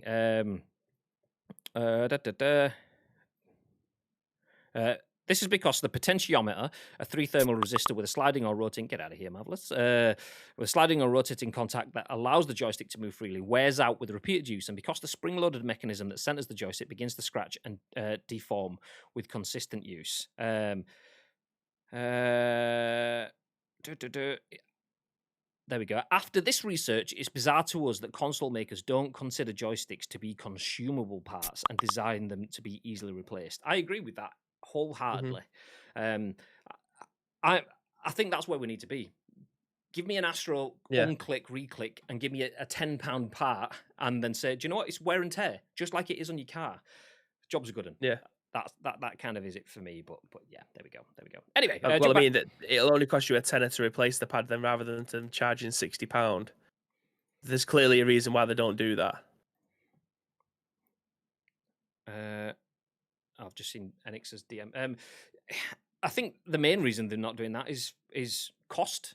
It'll cost them a shitload to develop that technology. They'll have to change the controllers. They'll have to do a shitload more testing. They'll have to put out more products. Is that admitting guilt by doing that, by having controllers where you can swap that out? Why are they doing that now? So there'll be all sorts of potential lawsuity stuff that's probably doing that steps in there as well. I would like to see it going that way, but that said, I don't have drift, so screw you guys. Let me jump back. Max Green says, what is this? That came through when I had the Astro C40 on screen. Did you mean that? If you meant that, it was a controller. If you mean what is this, then this is a Twitch stream. It's a video, it's a podcast. Hey, this is the scoop, if that's what your question is. It's a daily news show. We go live at 10 a.m.-ish on Twitch each and every single weekday. My God, I need to mute my Slack because it is just screaming at me. Crazy. Pause notifications. Get out of here. Everyone else is looking at their Slack. Yeah, it's a downside when you've got like 5 or 6 different Slack servers that you're in. Anyway, Enix says, actually, let me go back through. I'll read some of the long ones. So some of these we've already covered in the discussion, but Enix says the controllers are part of the purchase package. If it doesn't work, you're entitled to a replacement. The issue is that Nintendo was saying it's not an issue and refused to fix it and said it was an issue with the user, which is wrong. These parts will have a minimum usage point. And that is where a lot of the problems come from, is a lot of companies just don't want to accept it as something that exists, because controller experiences, whilst a lot of it is objective, a lot of it is also subjective as well. And these businesses are sitting in that subjective grey area as a way of getting out of fixing it. And that's a lot of the underlying issue. I mean, don't get me wrong, there are some people that exacerbate it and over accentuate things, but it can't happen so consistently. Not to me, but it can't happen so consistently without some form of grounding. Palmer says, "What's going on, guys?" I'll read what you're saying. Sorry, what you were about to say something? No, I was just stretching. Oh, okay, I just shouted Palmer, and I thought you were in the middle of saying something. So they go, Rav! No, stretching. Yeah. The problem with it is that when phones are made, the screens are tested and pressed millions of times to make sure they last the test of time. Clearly, with controllers, this isn't the case. Also, it makes you think if they're made like they are because they want people to buy extras. Exactly. And I mean, that's another cost consideration. Are they thinking, well, do you know what? Repeat purchases? It's just like DLC. We get next season's add-on, which is another controller. So this is the Martin comment that you jumped on previously. I feel that the controller was such a leap forward that there was bound to be things going wrong. Bibbs is right that the customer right now is basically a tester. As long as Sony agrees to replace the controllers and acknowledge the problem, then it's forgivable. No, I agree. If they don't, then the lawsuit is probably worthwhile to make them acknowledge it. I bought a Samsung S20 on release and suffered problems with the phone, just like these PS5 pads right now. Exactly.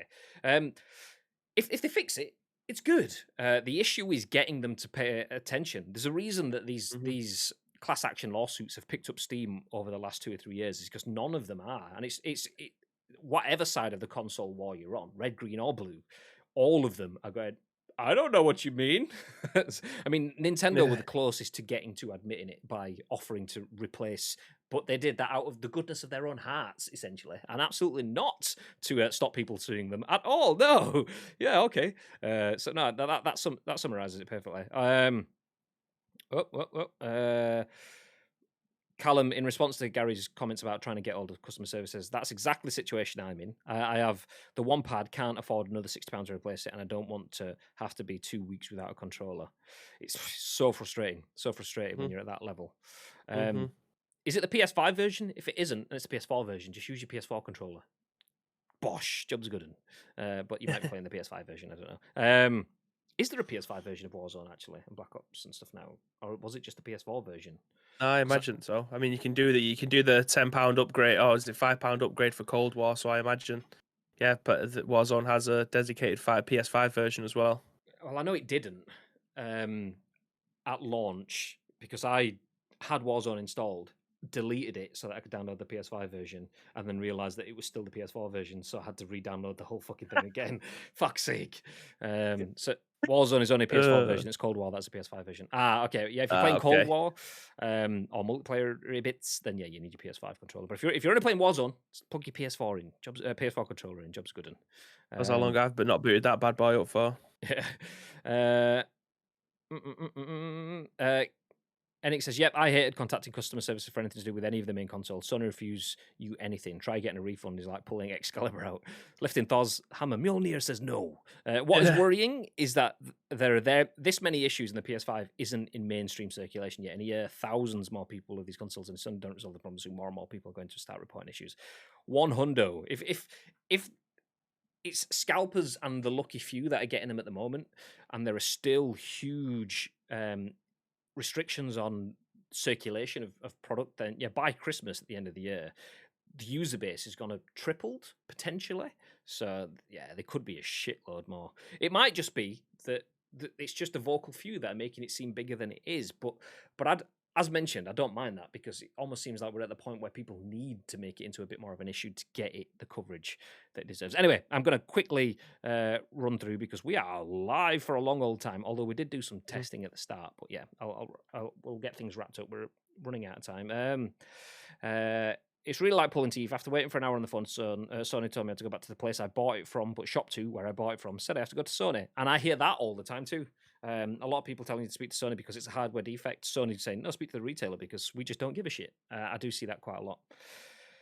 Shop2 are terrible now, especially customer service. I think Microsoft is moving in the right direction. You just do it all online and sorted in an hour. I think that is a good move from Microsoft. And I'm not sure, I don't think it's out of realization that there's a problem with their product either. I think it's Microsoft trying to change the narrative. They want to be seen as the people's brand. So I feel like that's why Microsoft have become better at their customer services, because they give you Game Pass, they give you shitloads of games for free for your subscription. They give you all of that stuff, and xCloud, you can play it on the go. And the game consoles are much more powerful, and they actually respond to you and stuff like that. It's just, I think that's where they're coming from. It's not necessarily that they want to fix their issues. It's the fact that they want to be seen to be fixing their issues, which is not a bad thing. It's still better than not being seen to be fixing your issues. So we'll take it. Whoever I spoke to at Sony clearly didn't have a clue. She told me to go back to Shop 2. My PS5 issue was with one of the plates. Does he expect Shop 2 to have a big bag of replacement PS5 plates stored on their website? So did you never get that sorted? I remember you had to buy some stuff to clean it off. It looked like they'd been playing football with it. Did you ever get that sorted, Gary? Oh, thankfully I sorted it myself. There you go. Okay. Oh my god, I almost shit myself when G yelled my name. It was like a magic sponge or something. Sorry, Ravi. Sorry. I love you very much. I need to forget that my microphone is now right in front of my face because I've got the shout to Elgato Wave 3 mic. Don't know if I mentioned that before, but exclamation mark Elgato in the chat. Feel free to type exclamation mark Elgato. Good old fashioned arrogance, says Iceman. Forced obsolescence. I don't even know what obsolescence means, Iceman. Mr. Thesaurus, what does that mean? What does that mean? Beans! Hey! Morning, afternoon even, says Beans TV. How's things, Beans? It's been a while. Beans, I think, potentially still holds the record for longest sub in the chat. Oh, I say that is not a sub. Oh, well, that's awkward. Well, he's up there with the most longest subs. I'm sorry, Beans. I'm shaming you. I don't mean to. That's not what it is. Maybe it is. Maybe I'm just trying to force you into resub to the channel. Maybe that's what I'm doing. I love you, Beans. Hope you're good. Hope you're good. Bearded Edge says Warzone is on EP. I've read that bit already. Warzone doesn't have an PS5 dedicated version. It's still back compat. Got to shoot off, guys. Easy Tiger. It's not that sort of show. Great stream. Thank you, Martin. It's nice to see you in here. Did we just become best friends? Yep. And for dropping the follow. What a guy. What a guy. If anyone is new here, and has just dropped a follow like Martin, then feel free to join the Discord as well. Exclamation mark Discord in the chat. Also, if you're new here and you aren't aware, you can sub to the channel. It costs you money, and we'll take your money off you, and suckers, and we'll keep it. Aha. But as well as that, if you have a Amazon Prime, you do get Twitch Prime, which is a free sub to the channel, which means that you get access to not only exclusive emotes, but you also get access to the Loot Drop, which is a monthly giveaway that we do that's exclusive to subscribers. So your chances of winning are pretty high compared to all other online giveaways. Anyway, just thought I'd mention that. Nice. Because we've had quite a few new followers through this stream, which is good. But in a bit, Martino Bambino. Enix says, someone wiped their ass with your faceplate, Gary Clark, just like someone from HelloFresh leaving a bottle of piss in the bottle, and someone went, at least it's fresh, still living up to their name. Can't even spell. Fuck. What? Anyway, moving forward, final news story of the day. This is one that will suit someone in the chat called Palmer. Sorry, Ravi, I'm going to keep doing that. I apologize. Everyone else as well, I apologize. One thing that you will get the benefit of is me shouting into the microphone now. This is absolutely a subtle sell for Elgato, but not paid, no spawn or anything. The Elgato Wave 3 mics have something called Clip Guard on them if you use the Wavelink software, which means that if you shout into the microphone, rather than it clipping at the top, and if you hear some people shouting to the mic, it kind of gets distorted when they're screaming. Clip Guard stops that from happening. So if you do get yourself an Elgato mic, get yourself Clip Guard. That's what I'm saying. Anyway, final news. After the subtle non-paid sponsorship, Andy Robinson at VGC says Pokemon game reveals are expected this week as the series celebrates 25 years. Diamond and Pearl remakes are reportedly part of the anniversary plans. The Pokemon Company is expected to announce new games this week as the series celebrates its 25th anniversary on February 27th. According to sources cited by fan site Centro Pokemon last month, remakes of Nintendo DS games Diamond and Pearl are part of this year's plans. The publication recently reiterated its claims on Twitter that it expected the games to be announced before the 27th, this weekend. Originally released in 2006, Pokemon Diamond and Pearl were the first installments in the fourth generation of the Pokemon video game series. Potentially lending weight to the report was the discovery that diamondpearl.pokemon.com domain had been enabled before being swiftly taken offline last month. A noted Nintendo insider, who has previously leaked accurate timings related to Nintendo Directs, also recently claimed that Pokemon remakes would be released in November 2021. Mainline Pokemon installments Red and Blue, Gold and Silver, and Sapphire and Ruby have all been remade, so 4th generation Diamond and Pearl is theoretically next in line for the same treatment. On DS, Diamond and Pearl introduced internet play over the Nintendo Wi-Fi connection, several changes to the core battle mechanics, and the addition of over 100 new Pokemon, which is factually incorrect. There is only 151 Pokemon, so there you go. The game takes place, that last bit was me, I don't know, by the way. The game takes place in the fictional region of Sinnoh, an island based on the Japanese island of Hokkaido, characterized by its large, snow-covered mountains. Last November, the Pokemon Company began teasing plans for a very special upcoming celebration of Pokemon's 25th anniversary in 2021. As revealed on an anniversary website last month, the Pokemon Company will be collaborating with singer Katy Perry, releasing special merchandise and reprinting classic Pokemon cards. And I'm going to stop there because that's just all tangent stories that we don't need to know. But what we do need to know is that new game reveals are expected this week and could include Diamond and Pearl remakes. Would you be interested in that, babe? I'm going to say yes, but I still haven't picked up Sword and Shield. So for the time being, I will remain yes. Likelihood is I will probably play them in about 4 years' time. Keep talking. Yep. So, Pokemon, yeah. Pokemon joke. How do you get a Pikachu on a bus? Pokemon. Okay, I was just updating the discussing now. I needed a little bit longer. Okay, Pokemon. The accidented E isn't included in our demo font. So Poke demo version Mon. Okay, let's get rid of the E. Pokemon. Boop, Yeah, Palmer says that Diamond and Pearl have been rumored for years. Yeah, I think it looks like they're just going through the back catalogue and just up-resing them to be able to get played on the Switch, and then just very much like everyone's getting pissy about the Zelda stuff, selling it for 60 quid. Chuck out another Pokemon game and got another 60 quid. Hey, as long as it sells, they're not going to be asked how much to charge for it.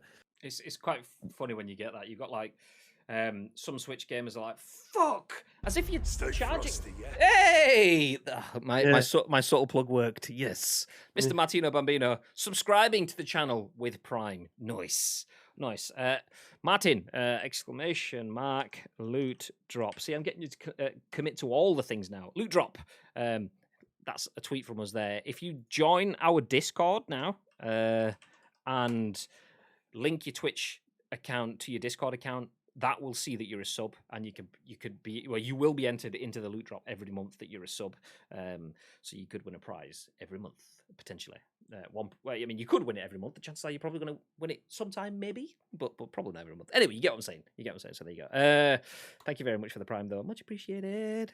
We've had quite a lot of subs this week. I must admit, we have quite a lot of subs for us. It'd be small for a lot of other channels, but it's quite big for us. We've had 3 already today, on top of yesterday's 11 or whatever it was. And 11 was just after the afternoon stream. I think we had some in the morning as well. So we are flying. It really does mean a lot. I'm not bragging, humble bragging at all. Absolutely.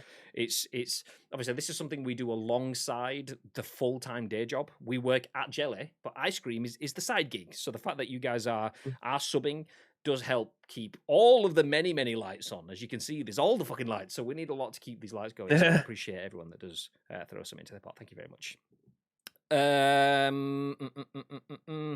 So yes, Diamond and Pearl remakes partly part of the anniversary plans was the comment. Oh, Graham clearly needs to WD-40 the hinge on the door. You may have just heard that wasn't the sound effect, that's my actual door. Excited for it to finally be announced, but they seem to be waiting for the graphics to be what they wanted. Be interesting if they do platinum, given that's the perfect version of that generation. Still there. Thanks, gorgeous. Hey, dinner arrived. Clearly overrunning because food's here. Almost 2 hours. Wow. Okay, this is probably the longest we've done for a long old while. It's a side gig for Graham. Yeah, the day job is the main gig. The PS5 scalping is the side gig, and then the scoop side. Nice. I've been holding this piss in for like 40 minutes. I'm gonna have to go. I thought we'd be done by now. Graham, take over the show. Just before you go, I just want to ask you a quick question, and it's based. I'm gonna wrap up anyway, so we'll probably be gone before you get back. It'd be interesting if they do the platinum version, given that's the perfect version of that generation. See, I didn't even know there was a platinum. I kind of moved on from Pokemon bits, like I said, after 151. I mean, I'm a huge fan, and I'm aware of the Sinnoh Pokemon through Pokemon Go, which is obviously super casual. By that point, It's because there isn't much changed anymore. Wind Waker was a huge upgrade compared to Wind Waker. Someone made a Skyward Sword HD Trail 2 years ago and it looks exactly the same, just a bit of a resolution, but from the Wii version, and they charge £60. Also doesn't help they release Mario 3D All Stars with limited time and 0 upgrades apart from some resolution. That's the thing. I mean, some that's the bit of the joke I was kind of getting at. I don't know if I actually said it or whether I'm distracted, but some Nintendo fans complaining about the cost of Nintendo stuff, but then we'll throw the money at other things. It's kind of like it's all or nothing. You either don't pay for anything or you pay for everything. And that's kind of what it is. The fact that Nintendo can do some stuff that require that generates so much interest means that they kind of it's a prophecy, it's a vicious circle that's always gonna be there kind of thing. They have so much emotional investment, more than financial investment in their products, that they can command the financial investment. Oh, and he's back. Don't forget your sex barn, Graham, says Bearded Edge. I mean, the sex barn is almost finished. We had carpet bits laid down. We've got a few little bits to be put up over the next few weeks and one piece of glass to be installed on the staircase, but then we are done. Sex barn complete. And speaking of complete, that's the end of the scoop, ladies and gentlemen. Thank you for joining us for a 2-hour spectacular, although a big chunk of that was audio testing at the start, as well as the intro and stuff like that. So it's still a long show, though. I appreciate you all being here. It's nice to have had a good chat. I did say we had some tasty stories. I didn't think it was going to be 2 hours tasty, but for those that missed it, Epic will be offering refunds to people that purchase some of their loot boxes. EA have a patent that will let you download games play them before you download them, should I say. PS5 DualSense controller was torn down in an internet video, and the estimates are that you've got about 400 hours of life on your controller, so the chances are you'll have killed it before Christmas, if that is the case. And then finally, Pokemon games could be coming out this week. The reveals are expected before the 27th, which is 4 days away, so maybe Thursday, I don't know, we will see. If we find out, we will keep you up to date on the next episode of The Scoop. But before we start talking about the next episode of The Scoop, reminder, there won't be an additional stream today. It's Tuesday. We did say this is the side gig, so we have day job stuff to be doing, so there won't be an extra stream today. We will be back tomorrow. Before that, Bib, is there anything that you'd like to add?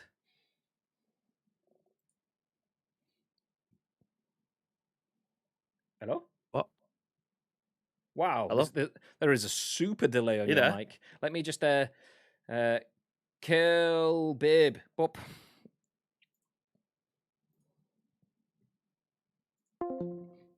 Hello.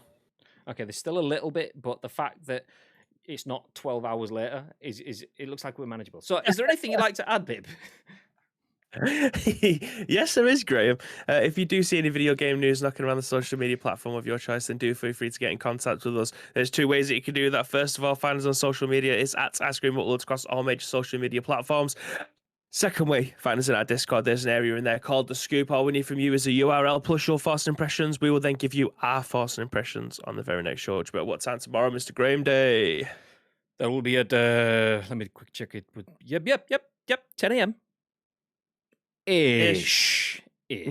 Nice. Bibby's voice was in 2017. No, I think it was my voice that was in 2017. Bibby was just reacting to it or something. No, I don't know. No, Bibby's in 2027. That's what it is, so far ahead that we have to wait for the words to get to him. But yeah, thank you everyone for joining us for a long episode of The Scoop. There's been a lot of people in throughout the day. That's very nice to see. Yeah. Thank you for helping us with the tech stuff at the beginning. Hopefully we can get that fixed before tomorrow. Thank you to Spider Pig, Less Maths Debate, Lenny Boy CFC, Little Triple H, Borat, and Martino Bambino for the follows, as well as Martino Bambino, Bearded Edge, and West for the subs. Appreciate the support. And everyone else that's been in the chat, much appreciate. Thank you very much. Love you all a long time. We are going to disappear for today. We will be back at 10 a.m.-ish tomorrow with the next episode of The Scoop. But from now, from me and Bib, stay frosty.